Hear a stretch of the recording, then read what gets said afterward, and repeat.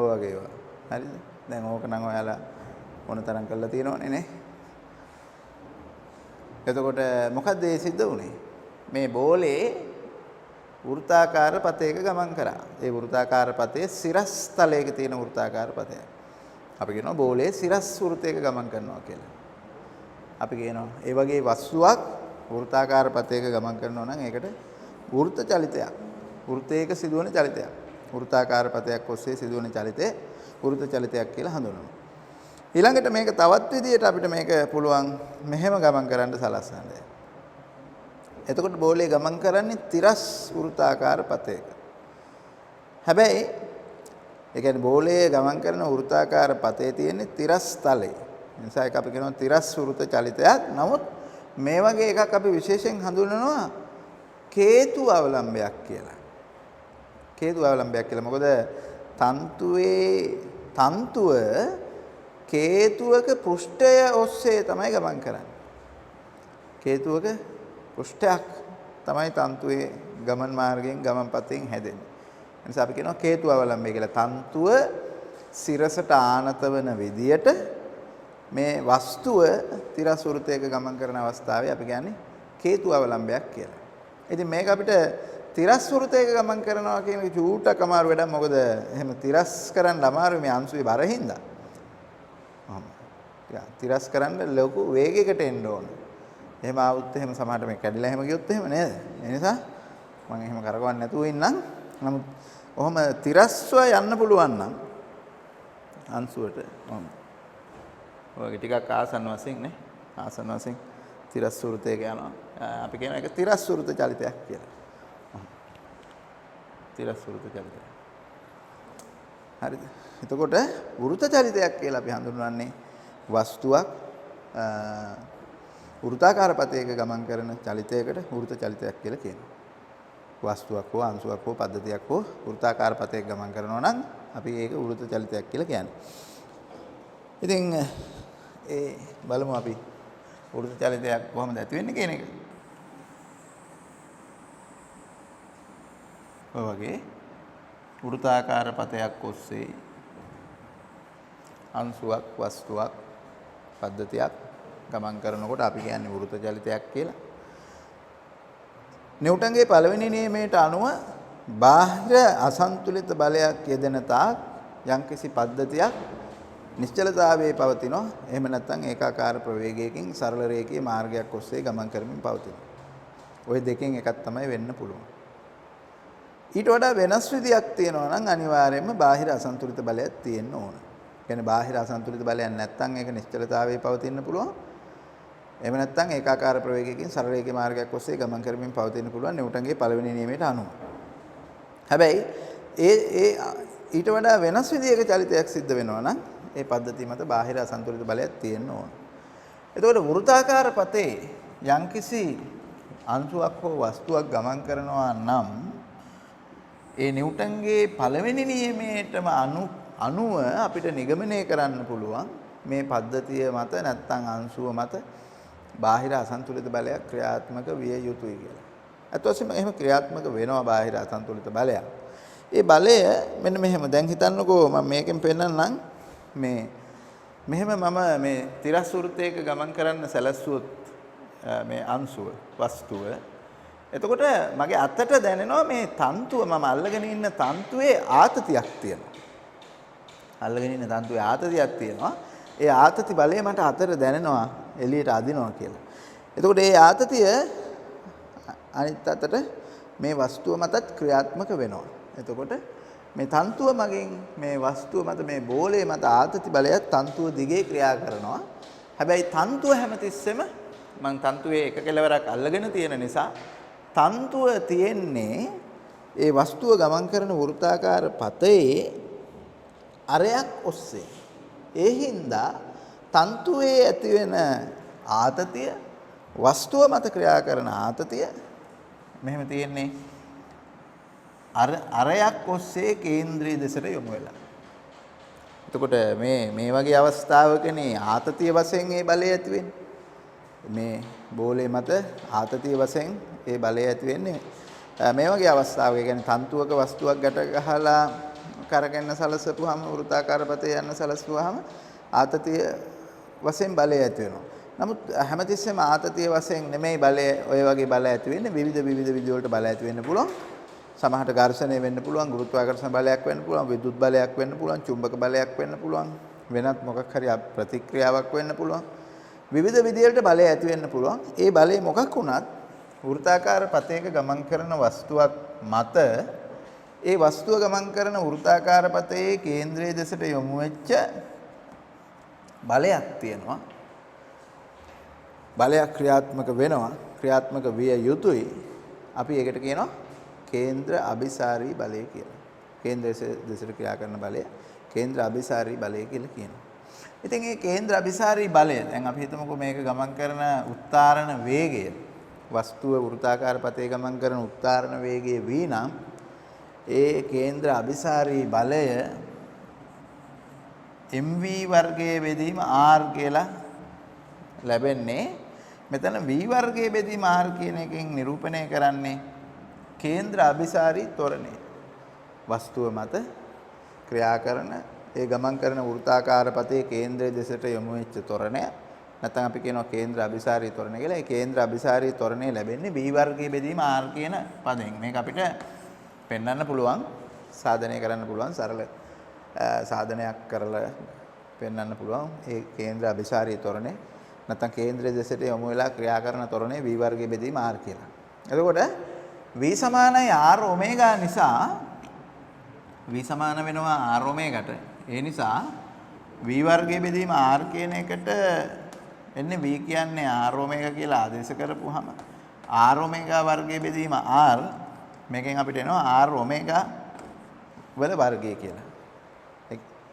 ඒ කියන්නේ r ඔමේගා වර්ගයේ මගිනුත් මේ කේන්ද්‍ර අபிසාරී ත්වරණය තමයි නිරූපණය කරන්නේ. ඒකට කේන්ද්‍ර අபிසාරී ත්වරණය කියලා කියන්නේ කේන්ද්‍රයේ දෙසට යොමු වෙලා ක්‍රියා කරන ත්වරණයක් හින්දා. ඒතර මේ කේන්ද්‍ර අபிසාරී ත්වරණය ක්‍රියා කරද්දී කේන්ද්‍ර අபிසාරී බලයක් තියෙනවා, කේන්ද්‍රයේ දෙසට යොමු වෙච්ච බලයක්. ඉතින් වෘත්තාකාර පතේ ගමන් කරන වස්තුවක් හෝ පද්ධතියක් මත තියෙන්නේ ඒකේ කේන්ද්‍රයේ දෙසට යොමු වෙච්ච බලයක්. හරි? දැන් ඔයාලට මේක තේරෙයි මේ. දැන් මෙහෙම කරකවල බැලුවොත් එහෙම මේ වස්තුව මත ක්‍රියා කරන්නේ කේන්ද්‍රයේ දෙසට යොමු වෙච්ච බලයක් විතරයි. වෙන බලයක් නැහැ. කේන්ද්‍රයෙන් ඉවතට බලයක් එහෙම ක්‍රියා කරන්නේ නැහැ. හරි? කේන්ද්‍රයෙන් ඉවතට බලයක් ක්‍රියා කරන්නේ නැහැ මේ වස්තුව මත. නමුත් හරි. එහෙම කේන්ද්‍රයෙන් ඉවතට බලයක් ක්‍රියා නොකලට මගේ අතට දැනෙනවා එළියට අදිනවා කියලා. අතට දැනෙනවා එළියට අදිනවා කියලා. එතකොට මම හිතනවා මේ වස්තුව කේන්ද්‍රයෙන් ඉවතට ඇදිලා යන බලයක් මේ වස්තුව මත තියෙනවා කියලා. දැන් ඔයාලට මේක ඕනනම් කරකවල බැලුවොත් තේරෙයි. මෙහෙම කරකවද්දී මෙහෙම කරකවද්දී දැනෙනවා අතට එළියට අදින බලයක්. අතට දැනෙන්නේ ඒක. එතකොට මම හිතනවා මේක මත එළියට අදින බලයක් ක්‍රියාත්මක වෙනවා. ඒ නිසා තමයි මගේ අතත් එළියට ඇදෙන්නේ කියලා. ඇත්තට මේක එහෙම නෙමෙයි වෙන්නේ. ඒක මත ක්‍රියා කරන්නේ එළියට අදින බලයක් නෙමෙයි, ඇතුළට බලයක්. තේරුණාද? ඇතුළට බලයක්. අනේ ඇතුළට බලයේ ක්‍රියා කිරීම ඇති කිරීම සඳහා තමයි මේ තන්තුවේ ආතතිය උපකාර වෙන්නේ. ඒ බලයේ තියෙන හින්දා තමයි වෘත්තාකාර පතේ යන්නේ. එතකොට ඒ බලය සන්තුලනය කරන බලය තමයි අතමගින් ඇති කරන්නේ. මෙතනත් ඒ ක්‍රියාපතික්‍රියාව තියෙනවනේ. යනවා අතමත ක්‍රියා කරන්නේ එළියට අදින බලය. අතමත ක්‍රියා කරන්නේ. ඉතින් ඒකට කියනවා සමහර අය කියනවා මේ කේන්ද්‍ර අපසාරී බලයක් තියෙනවා කියලා මේක මත. කේන්ද්‍ර අපසාරී බලයක් ඇත්ත වශයෙන්ම නැහැ. තියෙන්නේ කේන්ද්‍ර අபிසාරී බලයක් විතරයි. නමුත් අපිට දැනෙනවා එහෙම බලයක් තියෙනවා කියලා. දැනෙන එක හැම එකම තියෙනේව නෙමෙයි. නැතිව දැනෙනවා. නැතිව තියෙනවා වගේ දැනෙනවා. එහෙම තියෙනවා. නැතිව තියෙනවා වගේ දැනෙන්න පුළුවන්. හරි? එතකොට මෙන්න මේ වගේ කේන්ද්‍ර අபிසාරී බලයක් ක්‍රියා කරන්න ඕන වෘත්තාකාර පතයක ගමන් ගන්නා වස්තුවක් මත. එහෙම කේන්ද්‍ර අபிසාරී බලයක් තියෙනවා නම් තමයි වස්තු වෘත්තාකාර පතේ යන්නේ. පැහැදිලිද? හොඳයි. ඔයාලට කරකවන්න ඕනේ නැහැ නේ මේකනේ. කරකවල දිනවනේ මේ වගේ. හරි. වස්තුවක් හෝ පද්ධතියක්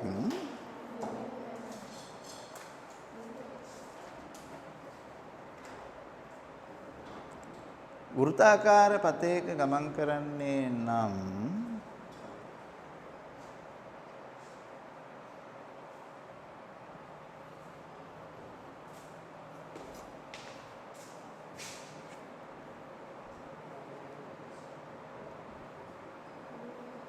එය වෘත්ත චලිතයක යෙදෙන්නේ යයි කියනු ලබයි.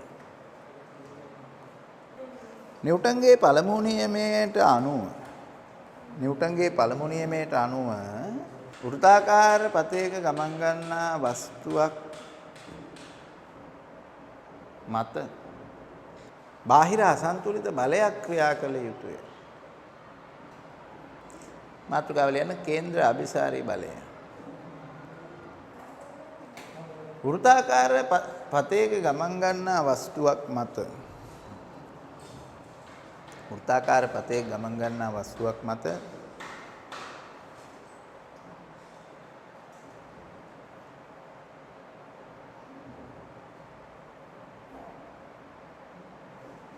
වෘත්තාකාර පතේ කේන්ද්‍රයේ දෙසට යොමු වන පරිදි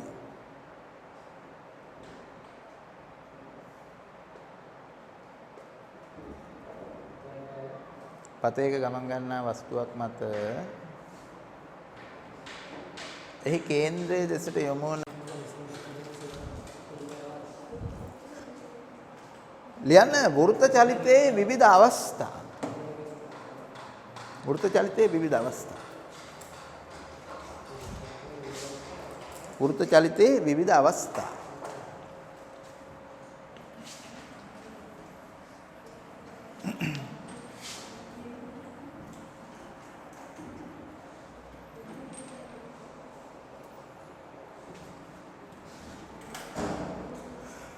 හොඳයි ඒ කියන්නේ මේ කේන්ද්‍ර අභිසාරී බලය ලැබෙන ආකාරය අනුව වෘත්ත චලිතයේ පිළිබඳව අපිට විවිධ අවස්ථා කීපයක් සාකච්ඡා කරන්න පුළුවන්. සමහර විට වෘත්තාකාර පතේ ගමන් කරන වස්තුව මත කේන්ද්‍ර අභිසාරී බලය ලැබෙන්නේ ඝර්ෂණය මගින් වෙන්න පුළුවන්. සමහරට කේන්ද්‍ර අභිසාරී බලය ලැබෙන්නේ අභිලම්බ ප්‍රතික්‍රියාවක් මගින්. එහෙම නැත්නම් චුම්බක බලයක් මගින්, විද්‍යුත් බලයක් මගින්, ගුරුත්වාකර්ෂණ බලය මගින්. ඒ වගේ කේන්ද්‍ර අභිසාරී බලය විවිධ ආකාරයට ලැබෙන අවස්ථා තියෙනවා. අපි ඒ අනුව කියනවා වෘත්ත චලිතයේ විවිධ අවස්ථා කියලා. එතකොට සමහර තන්තුවක ආතතිය මගින් දැන් මම මේ පෙන්නපු තන්තුවේ ගැට ගහලා තියෙන අංශුවක්. මේක නම් ටිකක් ලොකු එකක්නේ. එතකොට මේකේ වෘත්ත චලිතයේ සිද්ධ වෙනකොට අවශ්‍ය කරන කේන්ද්‍ර අභිසාරී බලය ලැබෙන්නේ තන්තුව මගින් ඒ වස්තුව මත ඇති කරන ආතතියෙන්. එතකොට ඒ අනුව තමයි අපි මේ වෘත්ත චලිතයේ විවිධ අවස්ථා පිළිබඳව සාකච්ඡා කරන්නේ. අපි ලියමු මෙහෙම ලියන්න.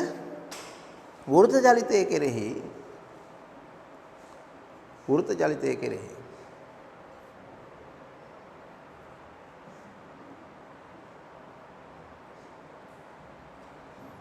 අවශ්‍ය කරන කේන්ද්‍ර අභිසාරී බලය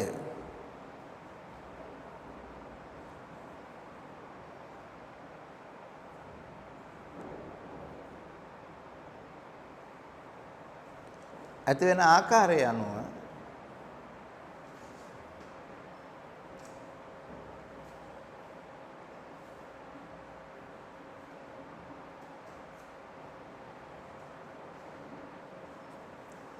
වෘත්ත චලිතයේ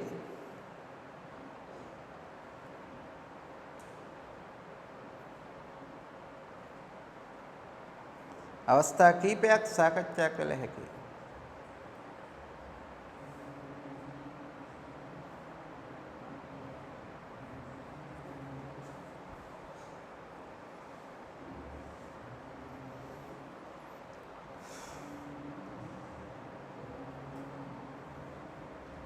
මුලින්ම ලියන්න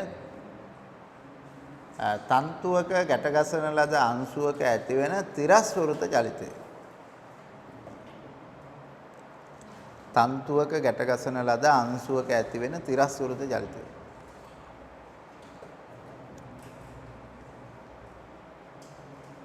මේ වගේ මේ තියෙන්නේ තන්තුවක ගැටගසන ලද අංශුවක් නෙමෙයි ඒක අතකට වස්තුවක්.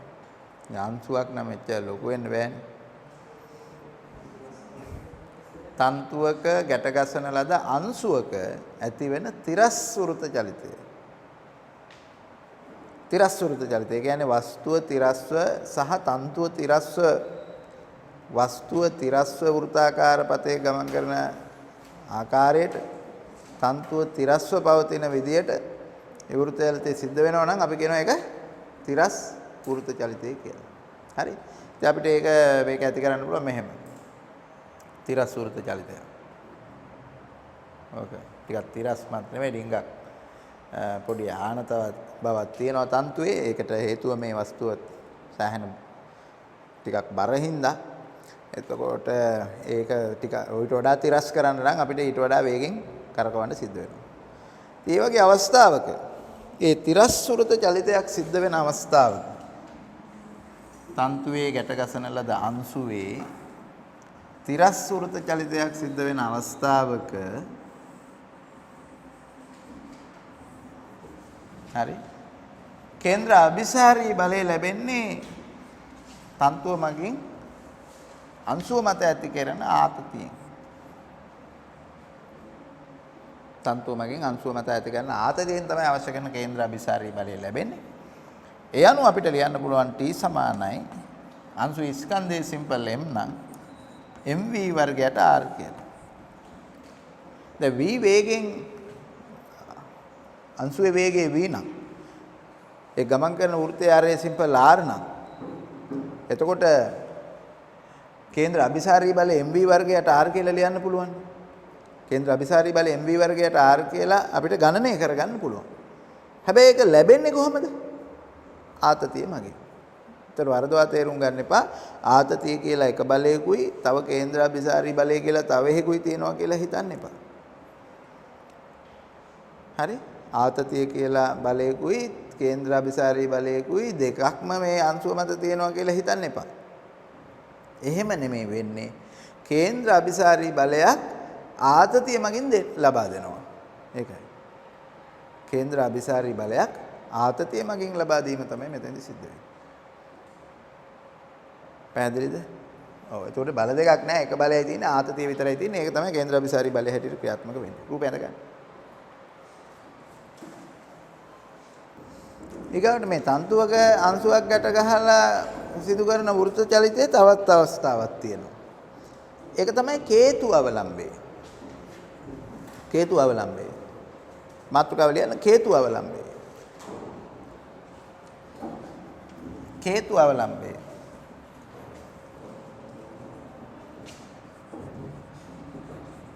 කේතු අවලම්බය.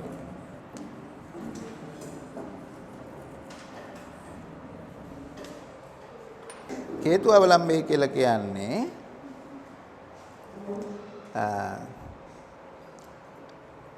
තන්තුව සිරසට ආනත වෙන විදියට අංශුව තිරස් වෘත්තාකාර පතයක ගමන් කරනවා නම් අපි කියන්නේ ඒක කේතු අවලම්බයක් කියලා. මෙහෙම මේ විදියට චලනය වෙන එක තමයි කේතු අවලම්බය කියන්නේ. එතකොට අංශුව ගමන් කරන්නේ තිරස් වෘත්තාකාර පතයක තන්තුව සිරසට ආනතයි. තන්තුව සිරසට ආනත නිසා තන්තුවේ ආතතියේ සංරචක දෙකක් තියෙනවා. ඒ කියන්නේ අංශුව මත ක්‍රියා කරන තන්තුවේ ආතතියේ සංරචක දෙකක් තියෙනවා. එකක් තමයි සිරස් සංරචකය. තන්තුවේ ආතතියේ සිරස් සංරචකය. තන්තුවේ ආතතියේ සිරස් සංරචකය මගින් තමයි මේ වස්තුවේ බර සන්තුලනය කරගන්නේ. ඒ වගේම තන්තුවේ ආතතියේ තිරස් සංරචකයකුත් තියෙනවා. ඒ තිරස් සංරචකය මගින් තමයි ඒ වෘත්තාකාර පතේ ගමන් කරන්න අවශ්‍ය කරන කේන්ද්‍ර අභිසාරී බලය ලැබෙන්නේ. අපි ලියමු එහෙම ලියන්න. තන්තුව සිරසට ආනත වන පරිදි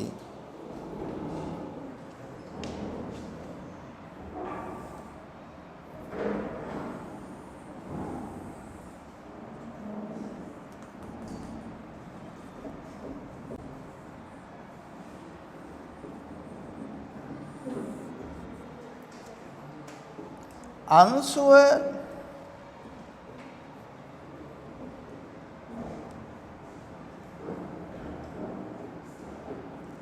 තිරස් වෘත්තාකාර පතේ ගමන් ගන්නේ නම්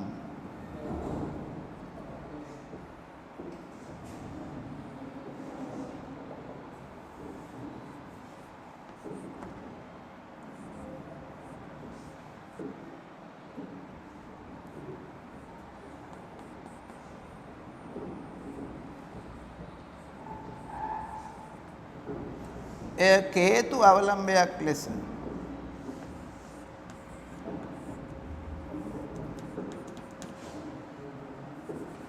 හේතු අවලම්බයක් ලෙස හඳුන්වනු ලබයි.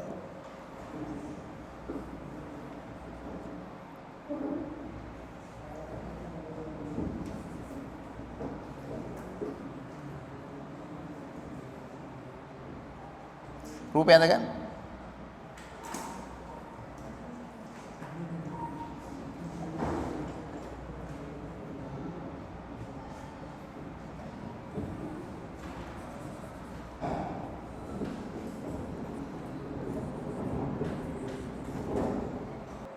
ආතතියේ තිරස්සන් රචකය වරහන් ඇතුළේ ලියන්න මෙතන තියෙනවා t sin θ හැමතිස්සෙම t sin θ කියලා කටපාඩම් කරගන්න එපා. මොකද මේ තියෙන විදිහ අනුව තිරස්සන් රචකය කටපාඩම් කරන්න එපා.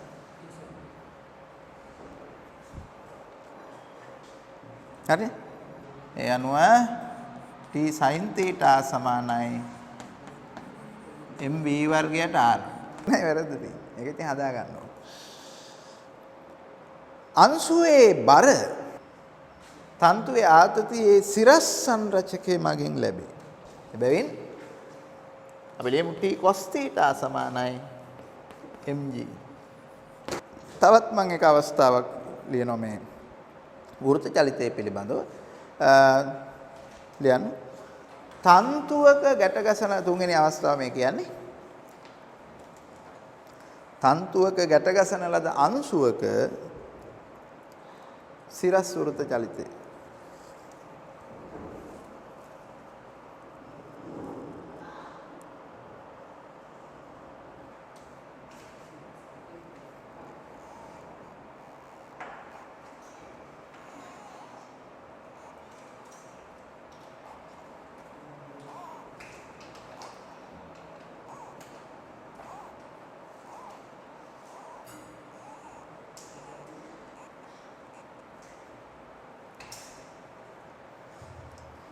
තන්තුවක ගැටගසන ලද අංශුවක සිදුවන සිරස් වෘත්ත චලිතය. මේ වගේ. මේ වගේ. සිරස් වෘත්ත චලිතය. හරි. ඔයාලට මේක කරකෝල බැලුවොත් ඔය කරකෝල තිබුණාට කරකෝල බලලා නැහැ නේද? ඈ එහෙම නේද? කරකෝල නම් තියෙනවා. කරකෝල බලලා නැහැ නේ. ඒ කියන්නේ කරකෝල බැලුවොත් තේරෙනවා මේ ආතතිය එක සමාන වෙන්නේ නැහැ මේ සම්පූර්ණ රවුම යද්දී. දැන් ආතතියක් ඇති වෙනවා. ආතතියෙන් කේන්ද්‍ර අභිසාරී බලයේ ආතතියත් උපකාරයෙන් තමයි ලැබෙන්නේ. හැබැයි ආතතිය හැමතැනම සමාන වෙන්නේ නැහැ. යටින් යනකොට වැඩි වෙනවා. යටින් යනකොට වැඩි වෙනවා. අත පාත් වෙනවා. යටින් යනකොට ආතතිය වැඩි වෙනවා. උඩින් යනකොට ආතතිය අඩු වෙනවා. උඩ මුදුනින් යනකොට ආතතිය අඩු වෙනවා. ඒකට හේතුව මෙතන තනිකරම ආතතිය මගින් පමණක් නෙමෙයි කේන්ද්‍ර අභිසාරී බලය දෙන්නේ. එහෙනම් වස්තුවේ බරත් උපකාර වෙනවා. එතකොට උඩට යන්න බර කේන්ද්‍ර අභිසාරී බලය දෙන්න සපෝට් කරනවා. පහළදී කේන්ද්‍රයෙන් ඉවතට යන්නේ බර. දැන් අපි තුන් මේ පහ. හරි? තේරුණාද? ඒ නිසා ආතතිය ඒකාකාරව පවතින්නේ නැහැ සිරස් චලිතයේදී. සිරස් වෘත්ත චලිතයේදී ආතතිය වෙනස් වෙනවා. ආතතියට අඩු මාගයක් එන්නේ උපරිම ලක්ෂයේදී. තේරුණා? ඔව්. ඔයාලට මේ කරකෝල බැලුවා නම් තේරෙයි. ගෙදරදී එකක් හදලා කරකවන්න. අංශුව සිරස් තලයක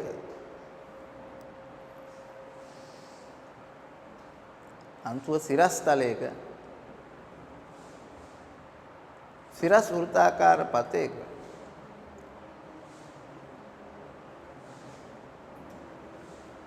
ගමන් කරන පරිදි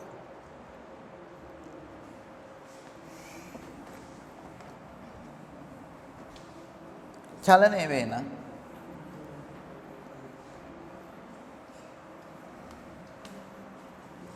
එය සිරස් වෘත්ත චලිතයක් ලෙස හඳුන්වනු ලබයි.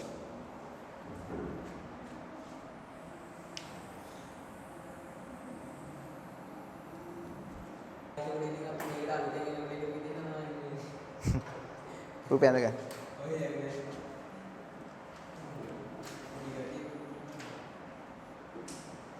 එහෙම ඉන්නේ එක. ඔහෙ ඇවිදලා ඉන්නේ කේද? එහෙනම් ඒ ගතියක් ගන්නකො. එතකොට ඒ වුණාට ආවෝ වැඩ කරන්න ගියන් තමයි ගතිය නැති වෙන්නේ.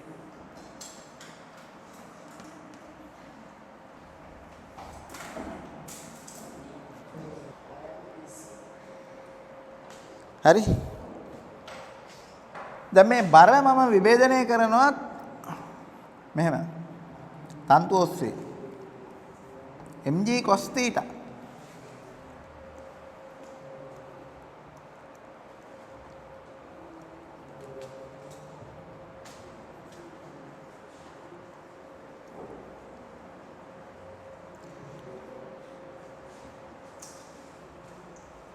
හරිද? හරි. දැන් එතකොට බරෙහි සහ ආතතිය සහ බරේ අරීය දිශාවට තියෙන සංරචකය මේ mg cos theta එක්ක අරය කේන්ද්‍රයෙන් ඉවතට හෝ කේන්ද්‍රයේ දෙසට අරීය සංරචකය කියලා අපි එකට කියනවා mg cos theta. ඔන්න ඔය දෙකේ සංප්‍රයුක්තය මගින් තමයි අවශ්‍ය කේන්ද්‍ර අபிසාරී බලය ලැබෙන්නේ.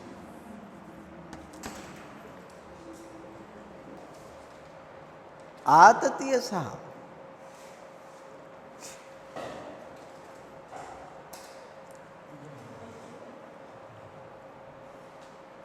ආතතිය සහ බරෙහි අරීය සංරචකයේ මගින් එතන ඕන වරහයතුල ලියාගෙන mg cos theta මගින් ආතතිය සහ බරෙහි අරීය සංරචකයේ මගින්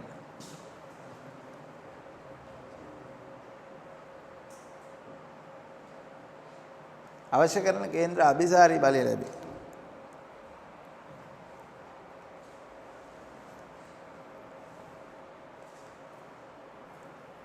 m ට මම ලියන්නම් කේන්ද්‍රයේ දෙසට f සමාන ma. ඒ අනුව m ට කේන්ද්‍රයේ දෙසට f සමාන ma. එතකොට කේන්ද්‍රයේ දෙසට තියෙන්නේ t ඍණ mg cos theta.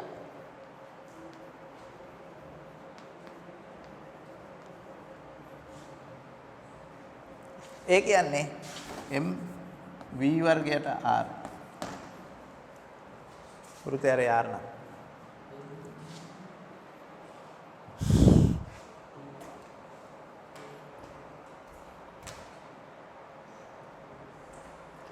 තේරුණාද? ඔන්නෝගෙන් තමයි අවශ්‍ය කරන කේන්ද්‍රාභිසාරී බලය ලැබෙන්නේ. ඔකෙන් තමයි අවශ්‍ය කරන කේන්ද්‍රාභිසාරී බලය ලැබෙන්නේ. එතකොට θ වැඩි වෙද්දි මොකද වෙන්නේ? cos θ දැන් මම ගන්න මේකේ ආතතිය උක්ත කරන්නම්කෝ t සමානයි mv වර්ගයට r ධන mg cos θ. ඔමෙන්නෝනේ එකත් ලියගන්න. පහළ ලක්ෂය කියලා මෙහෙම පහතම ලක්ෂයේදී බර තියෙන කේන්ද්‍රයෙන් ඉවතට එළියට. ඒතකොට කේන්ද්‍රයෙන් එළියට බර කියන බලය මගින් මේ වස්තුව කේන්ද්‍රයෙන් එළියට අදිනවා. ඒ අදිනකොට ආතතිය මගින් තමයි ඒකත් නවත්තගෙන අවශ්‍ය කරන කේන්ද්‍රාභිසාරී බලයක් දෙන්නේ. එළියට අදින බලෙත් නවත්තගෙන අවශ්‍ය කරන කේන්ද්‍රාභිසාරී බලයක් දෙන්නේ ආතතියෙන්. ඒක හරියට අර වැඩ කරන්නේ නැතුව දුවන ළමයිව ගෙනල්ලා ඉන්දව ගන්නත් වෙහෙසක් දරන්න ඕන. ඊට පස්සේ උගන්වන්නත් මහන්සි වෙන්න එපේ. අන්න ඒ වගේ. හරිද? ඒ වගේ. එතකොට ඒ වගේ තමයි මේක පහතම ලක්ෂයේදී. පහතම ලක්ෂයේදී ඒ වගේ. හරි? නමුත් උඩට යන්න මෙහෙම උඩට එන්න ඔහොම උඩට එන්න බර පහළටනේ ක්‍රියා කරන්නේ. බර පහළට ක්‍රියා කරන්නේ ඒ නිසා කේන්ද්‍රයෙන් එළියට නැත්තම් තන්තුව දිගේ බරේ සංරචකයක් විතරයි එන්නේ. බර තියෙන බල්ලෙහාට දැන් බර ගත්තොත් එහෙනම් මෙන්න මෙහෙමයි බර තියෙන්නේ. මේ පෑනේ තියෙන පෑනෙන් පෙන්නලා තියෙන පැත්තට තමයි බර තියෙන්නේ. එතකොට බර තියෙන්නේ පෑනේ මොකද? ආතතිය එන්නේ මේ දෙක එකතු වෙන්නේ. mv වර්ගයට r කියන එක නම් නියතයි. v නියත වුණොත් එහෙම ඒක වෙනස් වෙන්නේ නැහැ. m වෙනස් වෙන්නේ නැහැ. v වෙනස් වෙන්නේ නැත්නම් r උත් නියතයිනේ. එතකොට ඒ තුනම නියතයි. එතකොට මේ mv වර්ගයට r කියන පදේ නියතයක්. mg කියන එකත් නියතයක්. බර වෙනස් වෙන්නේ නැහැ නේ. බර වෙනස් වෙන්නේ නැහැ. බරේ බලපෑම වෙනස් වෙනවා. බරේ බලපෑම වෙනස් වුණාට බර වෙනස් වෙන්නේ නැහැ. cos θ වෙනස් වෙනවා. ඇයි ඒ? θ වෙනස් වෙනවනේ. ඒතර cos θ වෙනස් වෙනවා. cos θ වැඩි වෙනකොට cos θ ට මොකද වෙන්නේ? θ වැඩි වෙනකොට cos θ ට මොකද වෙන්නේ?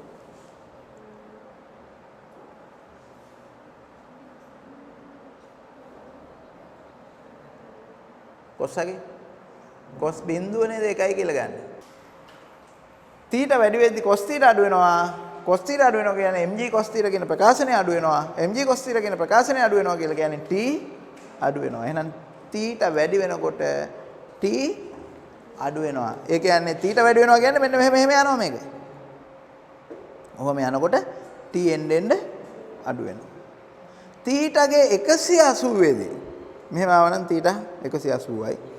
θ 180 දී cos θ ඍණ 1යි. θ සමාන 180 වෙන විට cos θ සමානයි ඍණ 1යි. එවිට t අවම වේ.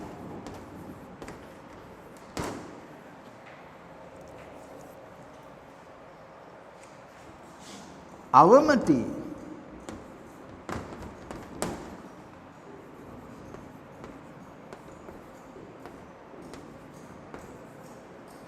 mv වර්ගයට r ඍණ mg කියලා ලැබෙනවා.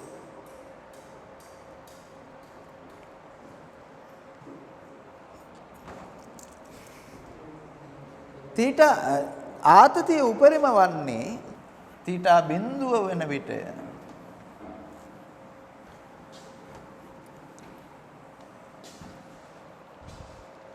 ඒ අනුව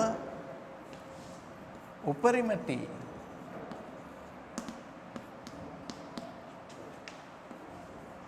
mv වර්ගයට r ධන mg කියලා එනවා.